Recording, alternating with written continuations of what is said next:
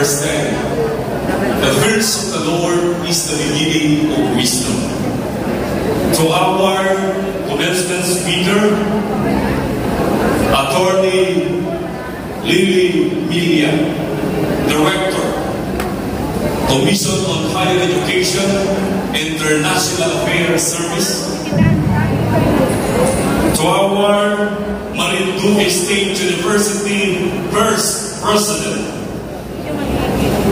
the dynamic and visionary Professor Dr.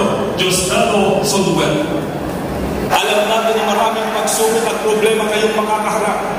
Mga hindi minsan kayo'y madidismaya, hindi halos kaya. Ano ang solusyon sa problema sapagkat dala ng kahirapan? Subalit, mga minamahal kong mga nagsipagtapos, mayroon tayong dapat sandigan.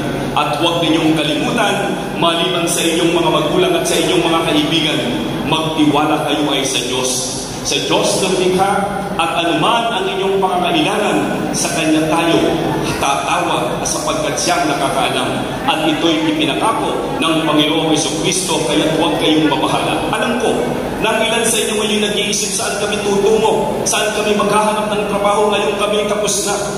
Ang kapalangan ninyo ngayon ay nakatali sa inyong mga kamay sa bawat hakbang ng inyong mga paa.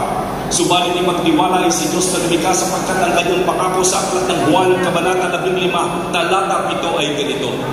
Kung mananatili kayo sa akin at mananatili sa inyo ang aking mga salita, anuman ang ibigin ninyo ay ipagkakaloob sa inyo. Kaya huwag kayong matakot. Kung ano ang wala at kulang sa inyo, wala kayong dapat gawin, kundi manalangin ng may pasasalamat, sapagkat ang Diyos ang nakakaalam ng pangangailangan ng tao dito sa mundo. Tanggapin ang aming pagbati sa ngalan ng pamamahalang panglalawigan.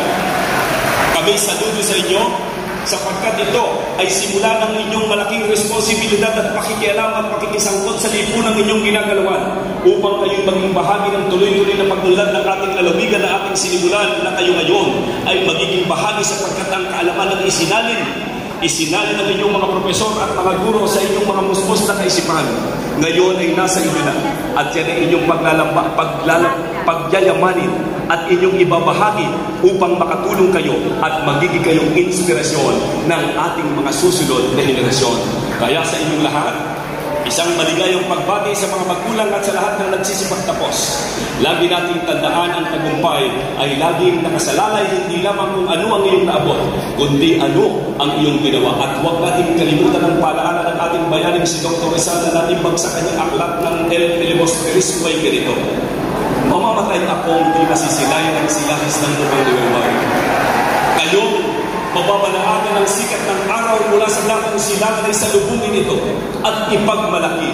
Subalit huwag ninyong kalimutang balikan ang mga nanugok sa kadiliman sapagkat wala silang ibang aasahan kundi ikaw, ako sa ating kapanahunan.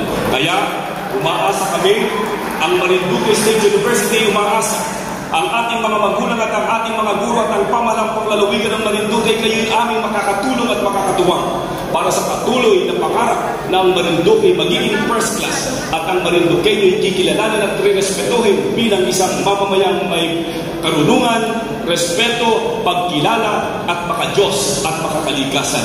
Muli, tanggapin ang aming pagbati at huwag kalimutan ang pinakamagandang bagay dito sa mundo, yung hindi nakikita, hindi nahihipo, subalit nararamdaman ng puso. Yan ang pag-ibig. Pag-ibig sa Diyos, pag-ibig sa kapwa, pag-ibig sa bayan. Magandang araw po, mabuhay tayo lahat.